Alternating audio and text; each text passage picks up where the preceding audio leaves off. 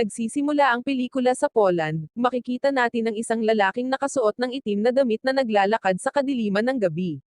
Pagkatapos ay mayroong kalbo na lalaki na humaharang sa nakaitim na lalaki. Pagkatapos ay inimbitahan niya ang lalaking nakaitim sa isang shooting match. Pumayag naman ang lalaking nakaitim sa hamon. Nakahawak silang dalawa ng baril sa isa't isa. Tapos ang lalaking nakaitim ay nagawa niyang barilin ang lalaking kalbo hanggang sa bumagsak ito. Nang papaalis na ang lalaking nakaitim, biglang sumigaw ang lalaking kalbo. Nagulat ang lalaking nakaitim dahil hindi pa namatay ang kalbo, kaya muli siyang binaril ng lalaking nakaitim. Naramdaman ng lalaking nakaitim na may mali sa kanyang baril. Ang lalaking nakaitim ay pinangalan ng Haring Bangis na isang Japanese marksman at eksperto sa paggamit ng mga armas. Pagkatapos ay pumunta si Haring Bangis sa Mexico upang makikipagkita sa isang eksperto sa armas. Sinubukan niyang bumaril gamit ang kanyang combat pistol, na hindi tumama ng ilang pulgada. Dahil dito hindi komportable si Haring Bangis. Pagkatapos ay sinubukan niyang bumaril gamit ang ibang pistol, at ang resulta ay tumama ito sa target. Napagtanto ni Haring Bangis na may mali sa kanyang baril. Hiniling niya sa dalubhasa sa armas na suriin ang kanyang baril, ngunit walang nakitang mali ang dalubhasa sa armas sa baril ni Haring Bangis. Sa halip, inalok niya si Haring Bangis ng bagong baril, ngunit ayaw ni Haring Bangis na palitan ng bago ang paborito niyang combat pistol. Pagkatapos ay nagpa siya si Haring Bangis na umalis. Bago umalis, ibinigay ng dalubhasa sa armas kay Haring Bangis ang address ng isa pang dalubhasa sa armas upang ayusin niya ang kanyang baril. Ang address ay matatagpuan sa isa sa mga lungsod sa Japan. Nang marinig iyon, natahimik sandali si Haring Bangis dahil matagal na siyang umalis sa Japan. Long story short, dumating si Haring Bangis sa Japan. Dumiretso siya sa Daegugai City kung saan doon matatagpuan ang weapons expert. Napag-alaman namin na ang Daegugai City ay isang lungsod na tinitirhan ng mga dayuhan mula sa buong Japan. Hindi nagtagal, dumating si Haring Bangis sa lungsod. Nakilala niya ang isang patutot na nagngangalang Cherry White. Nagtanong siya tungkol sa lokasyon ng isang bar. Masayang itinuro ni Cherry White kay Haring Bangis ang direksyon. Pagkatapos ay pumunta siya sa bar at nakilala niya ang isang lalaki na nagngangalang Boy Tapang. Dahil matagal nang hindi nakabalik si Haring Bangis sa Japan, binigyan siya ni Boy Tapang ng impormasyon tungkol sa Daegugai City, na ginamit bilang isang lugar ng pagtakas ng mga kriminal at mga taong walang tirahan. Sinabi rin ni Boy Tapang na may bagong pinuno ang lungsod na ito dahil ang dating pinuno ay pinatay ng kasalukuyang pinuno. Pagkatapos ay ibinigay ni Boy Tapang ang address ng dalubhasa sa armas na hinahanap ni Haring Bangis na pinangalan ng Maui Taylor. Sinabi rin ni Boy Tapang na si Maui Taylor ay gumagawa noon ng mga armas at ipinapadala ito sa matandang pinuno, ngunit ngayon ay pinili niyang magbukas ng tindahan ng relo sa sentro ng lungsod. Kaya dapat pumunta si Haring Bangis sa sentro ng lungsod para makita si Maui Taylor. Kinaumagahan, pumunta si Haring Bangis sa isang maliit na tindahan ng relo sa sentro ng lungsod. Nag-alinlangan siya noong una dahil may nakita siyang dalawang matanda na nagbabantay sa tindahan ng relo, ngunit pumasok pa rin si Haring Bangis at sinabing hinahanap niya ang isang tao na nagngangalang Maui Taylor. Tapos natahimik ang isang matandang babae dahil siya pala ay si Maui Taylor. Pagkatapos ay tinanong ni Maui Taylor kung magpapaayos ba siya ng relo, ngunit sinabi ni Haring Bangis na ibang bagay ang gusto niyang ipapaayos. Kaya napagtanto ni Maui Taylor na ang ipapaayos ni Haring Bangis ay isang armas. Pagkatapos ay sinabihan niya ang kanyang kaibigan na maghatid ng mga paninda. Pagkatapos ay inilabas ni Haring Bangis ang kanyang pinakamalupit na baril. Pagkatapos ay sinuri ni Maui Taylor ang baril at sinabing hindi na niya ito maaayos dahil nagretiro na siya. Nang marinig iyon, hindi pinilit ni Haring Bangis si Maui Taylor na ayusin ang kanyang combat pistol. Nagpa siya siyang umalis. Doon, sa isang lugar, may isang lalaki na nagngangalang Yuya na binugbog ng hindi kilalang tao. Buti na lang at hindi nagtagal, dumating ang girlfriend ni Yuya na si Yuki para iligtas siya. Hinahanap pala ni na Yuya at Yuki ang isang babae na nakatago sa lugar na iyon dahil special child ito. Matapos matagumpay na madala ang batang babae na nagngangalang Oto, nakaramdam ng pagkadismaya si Yuki dahil gusto ni Yuya na ibenta si Oto sa iba para makakuha siya ng maraming pera. Samantala, sa hotel, sinusubukan pa rin ni Haring Bangis na maghanap ng mali sa kanyang baril, ngunit sa kasamaang palad, wala siyang nakitang irregularidad na naging dahilan upang hindi tumama ng maayos ang baril. Hanggang sa kinabukasan, dumating muli si Haring Bangis sa kinaroroonan ni Maui Taylor. Hindi sumuko si Haring Bangis sa pagpupumilit kay Maui Taylor na ayusin ang kanyang baril, ngunit maya-maya ay may isang maliit na bata na dumating sa tindahan at ito ay si Otto. Pagkatapos ay iniabot ni Otto kay Maui Taylor ang isang sirang relo. Si Maui Taylor, na nakakita kaagad, ay alam na ang relo ay kay Yuki. Gustong malaman ni Maui Taylor kung saan nakuha ni Otto ang relo, ngunit hindi umimik ang batang babae. Sa kabilang banda, sa isang marangyang gusali, may babaeng nakaupo sa wheelchair. Siya si Adele, ang bagong pinuno ng Daegugai City. Doon, nakipagkita sa kanya ang isang pinuno ng Yakuza na si Hiro. Nakita ni Adele si Yuya na pinahirapan ni Hiro dahil sinadya pala ni Yuya na ibenta si Otto kay Hiro. Nagalit si Hiro dahil kahit kailan ay hindi niya idinamay ang isang bata sa kanyang negosyo, ngunit napagtanto na lang ni Hiro na si Adele pala ang naghahanap ng mga bata na makakasama niya. Sinabi ni Yuya kay Hiro na napakalupit ni Adele sa pagkidnap ng mga bata. Galit na galit si Hiro kay Adele nang malaman niya iyon. Pinayagan ni Hiro si Adele na ipagpatuloy ang kanyang negosyo sa droga, ngunit hindi na niya idadamay ang mga bata. Nang marinig iyon, tumanggi si Adele dahil ayaw niyang pagbawalan siya. Casual na hinarap ni Adele ang mga tauhan ni Hiro sa pamamagitan ng pagtanggal ng peking binti nito. Si Adele, na naiinis dahil sa pananakot ni Hiro, kaya kinuha niya ang baril na itinago niya sa kanyang peking binti. Mabilis na binaril ni Adele si Hiro hanggang sa mamatay. Isa-isa rin niyang nilabanan ang mga tauhan ni Hiro habang nakaupo pa rin sa kanyang wheelchair. Ganun pa man, madaling natalo ni Adele ang mga tauhan ni Hiro, gamit ang kanyang kakaibang kakayahan sa pakikipaglaban. Samantala, sa labas ng silid, namatay na ang mga tauhan ni Hiro dahil pinatay sila ng kanang kamay ni Adele na nagngangalang Takeshi Kawashima. May kakayahan siyang mag-transform gamit ang kakayahan ng ilang mga taong napatay niya. Sa tindahan ng relo ni Maui Taylor, kinausap ni Haring Bangis si Maui Taylor.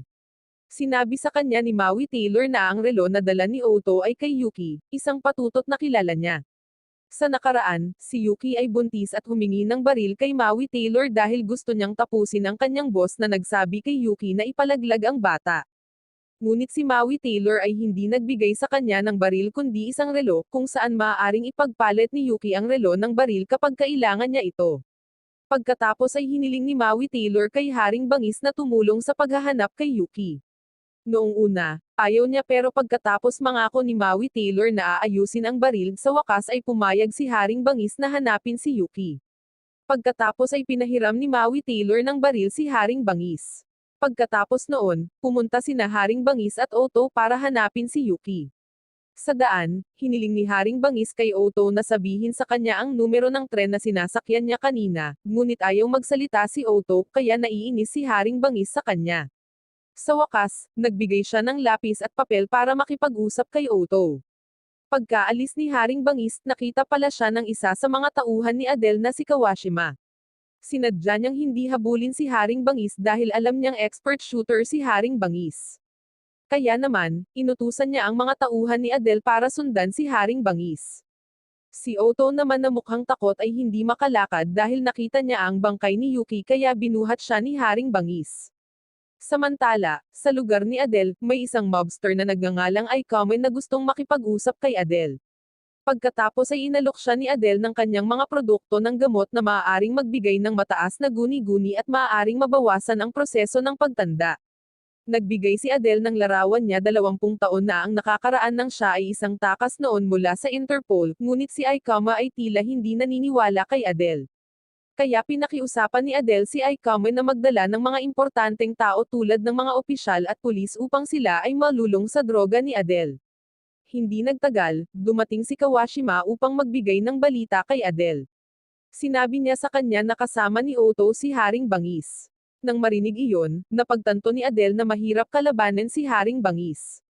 Kaya gumawa ng plano si Adele na labanan si Haring Bangis. Sa lugar ni Maui Taylor, si Otto ay natutulog at nagdedeliryo. Si Maui Taylor, na nalaman ang tungkol dito, pagkatapos ay sinabi niya kay Haring Bangis na si Otto ay tila nagkaroon ng matinding trauma kaya ayaw niyang magsalita. Si Haring Bangis na nalaman ang tungkol dito, pagkatapos ay napagpasyahan na si Otto ay natatakot kaya si Otto ay natakot ding magsalita. Gusto ni Maui Taylor na dalhin si Otto sa himpilan ng pulisya ngunit pinagbawalan siya ni Haring Bangis dahil aalamin muna niya ang relasyon ni Yuki at Otto. Samantala, si Boy Tapang, na casual na nakaupo sa bar, ay nilapitan siya ni Kawashima na may ibang mukha. Dinala ni Kawashima si Boy Tapang sa isang lugar at tinanong kung nasaan si Haring Bangis. Napag-alaman na si Boy Tapang ay dating maaasahang asasin bago siya tuluyang mawalan ng kamay. Tumanggi si Boy Tapang na sabihin kay Kawashima ang tungkol sa kinaroroonan ni Haring Bangis. Nang makita si Boy Tapang na tumangging magsalita tungkol sa kinaroroonan ni Haring Bangis, malupit na pinatay ni Kawashima si Boy Tapang. Matapos niyang patayin si Boy Tapang, nilapitan ni Kawashima ang isang babaeng nagngangalang Cherry White. Si Cherry White pala ang girlfriend ni Kawashima. Nag-aalala si Cherry White sa kanyang nobyo na madalas masaktan mula nang maging pinuno ng lungsod si Adele. Kinabukasan, bumaba si Haring Bangis sa lihim na lugar ni Maui Taylor. Nakakita siya ng tala tungkol sa kanyang combat pistol. Lumilitaw na pinalitan ni Maui Taylor ang mga bahagi na hindi tugma sa baril ni Haring Bangis. Nang makitang medyo hindi pamilyar si Haring Bangis sa kanyang baril, kaya kinailangan niyang maging pamilyar dito. Habang tinitingnan ni Haring Bangis ang kanyang baril, narinig niyang tila may lumabas.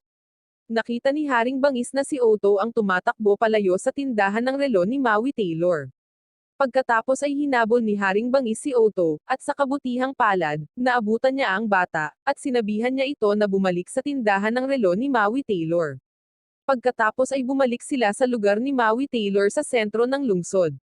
Nakita ni Maui Taylor si Cherry White at tinanong kung nasaan si Yuki ngunit walang ideya si Cherry White kung nasaan si Yuki dahil matagal na niya itong hindi nakita. Tinanong ni Maui Taylor kung may relasyon ba si Yuki sa isang batang babae. Nang marinig iyon, walang alam si Cherry White. Ang alam lang niya ay kasama ni Yuki ang bago niyang boyfriend. Di nagtagal, dumating si Adele at ang kanyang mga tauhan upang makita si Maui Taylor. Tuwang-tuwa si Adele nang makitang dumating si Maui Taylor sa sentro ng lungsod. Pagkatapos ay inanyayahan ni Adele si Maui Taylor na magtulungan sila sa paraang kinailangan ni Maui Taylor na magbigay ng mga armas kay Adele. Nagulat si Maui Taylor nang marinig niya iyon, ngunit tumanggi siya sa pakikipagtulungan sa dahilan na siya ay nagretiro na. Si Adele ay nakakagulat na hindi niya pinilit si Maui Taylor, at agad siyang umalis sa lugar na iyon. Samantala sa lugar ni Maui Taylor, bumalik sina Haring Bangis at Otto doon. Binigyan ni Haring Bangis ng makakain si Otto. Binuksan niya ang papel na binigay niya kay Otto kanina. Nagulat si Haring Bangis nang makita ang laman ng sinulat ni Otto kung saan isinulat niya ang mga pangyayari sa kanyang nakaraan. Sinabi ni Otto na siya ay inabuso ng kanyang stepfather, maging ang ina ni Otto ay namatay dahil sa kanyang stepfather. Hindi rin binigyan ng kahit anong pagkain si Otto ng kanyang stepfather. Si Haring Bangis na nakabasa sa kwento ni Otto, ay sobrang naawa sa bata. Pakiramdam niya ay napakalupit ng mga ginawa ng stepfather ni Otto. Bukod dito, ibinenta si Otto ng kanyang stepfather sa isang lugar kung saan kinunan ng maraming dugo si Otto ng mga masasamang tao. Pagkatapos ay gusto ni Haring Bangis na bumili ng sigarilyo ngunit nalaman niyang hindi na ibinebenta ang mga sigarilyo sa Japan. Pagkatapos ay inalok ni Haring Bangis si Otto ng isang candy, ngunit gusto ni Otto ng isang lubid para itali sa kanyang libro, upang may sabit niya ito sa kanyang leeg. Makalipas ang ilang saglit na pamamasyal, bumalik sila sa kinaroroonan ni Maui Taylor. Pagdating nila sa tindahan ng relo ni Maui Taylor, nakita ni Haring Bangis ang isang babae sa shop. Napatingin si Haring Bangis sa dalaga na may pagdududa. Ang babae pala ay si Kawashima, na nag-transform bilang babae. Nag-usap sina Haring Bangis at Maui Taylor. Sinabi ni Maui Taylor ang mga resulta ng kanyang pagsisiyasat na lumabas na si Otto ay walang kaugnayan kay Yuki. Napagtanto ni Haring Bangis na ang mga residente sa bayan na ito ay nagmula sa buong Japan. Pakiramdam niya ay si Otto ang pakay ng iba.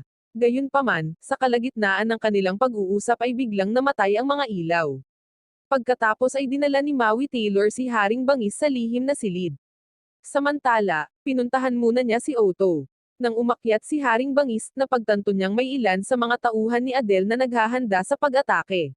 Sa kabutihang palad, malakas ang instinct ni Haring Bangis. Pagkatapos ay nagawa niyang patulugin ang isa sa mga tauhan ni Adele, habang ang dalawa pang tauhan ni Adele ay nakita ang kanilang kasamahan na nakatulog at nakita din nila ang gas na inilabas mula sa canister kaya hindi sila makagamit ng mga baril. Pagkatapos ay naghanda si Haring Bangis gamit ang isang kutsilyo upang labanan ang dalawang tauhan ni Adele.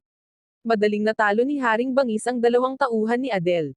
Pagkatapos noon, hinanap ni Haring Bangis si Otto, ngunit nakalulungkot na gawa ni Kawashima na kunin si Otto bilang bihag.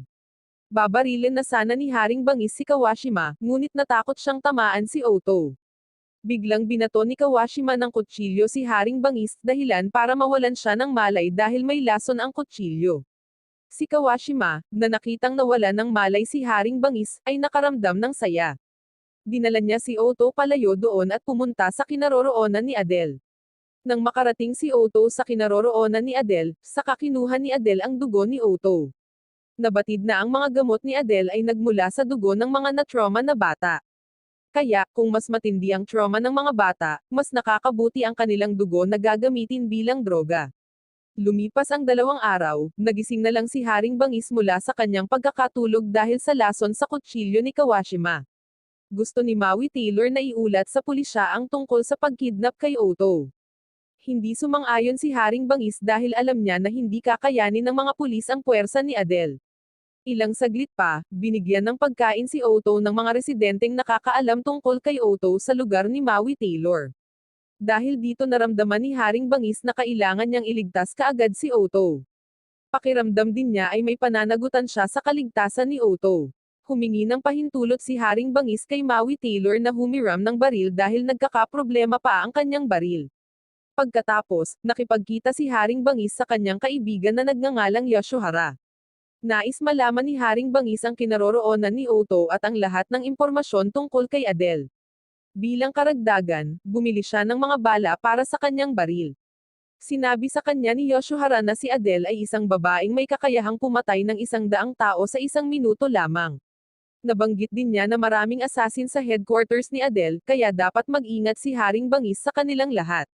Alam ni Yoshohara na napakaliit ng tsansa na manalo si Haring Bangis, lalo na't nasira pa ang kanyang pinakamalupit na baril. Dumating si Haring Bangis sa kinaroroonan ni Adele. Maya-maya, tumunog ang danger siren, na nagdulot ng takot sa mga residente at sila ay nagsiuwian sa kanilang mga tahanan. Ang mga assassin ni Adele at si Kishima, kasama ang kanyang kasintahan, ay naghanda upang harapin si Haring Bangis. Nang mabatid ang nalalapit na pagdating ni Haring Bangis, gumagaan ang pakiramdam ni Adele. Walang kahirap-hirap na natalo ni Haring Bangis ang mga assassin ngunit nakatagpo siya ng maraming kalaban, na nagtulak sa kanya na gumamit ng automatikong sandata. Ilang sandali pa, may dumating na bus na humaharang sa paningin ng mga mersenaryo, na pinayagan si Haring Bangis na makapasok. Sa loob, natuklasan niya si Maui Taylor na nagmamaneho ng bus na naghahatid sa combat pistol ni Haring Bangis. Inutusan ni Maui Taylor si Haring Bangis na mag-focus sa paparating na laban. Mabilis na pinabagsak ni Haring Bangis ang mga mersenaryo gamit ang kanyang combat pistol bago pumasok sa ibabang gusali. Matapos makipaglaban sa mga mersenaryo sa loob, pumasok siya sa bodega, kung saan biglang namatay ang mga ilaw. Naging maliwanag na inayos ni Kawashima ang pagkawala ng kuryente upang limitahan ang visibility ni Haring Bangis. Pagkatapos ay inatake ni Kawashima si Haring Bangis gamit ang isang kutsilyo, na nasugatan siya. Bilang pagganti, binaril ni Haring Bangis si Kawashima, na ikinamatay niya. Matagumpay na nakapasok si Haring Bangis sa silid ni Adele, ngunit nag-alinlangan siya nang ipakita ni Adele si Otto na nakaupo sa kanyang harapan. Hinikayat ni Adele si Haring Bangis na umalis, nangangako siya na bibigyan niya si Otto ng mas magandang buhay.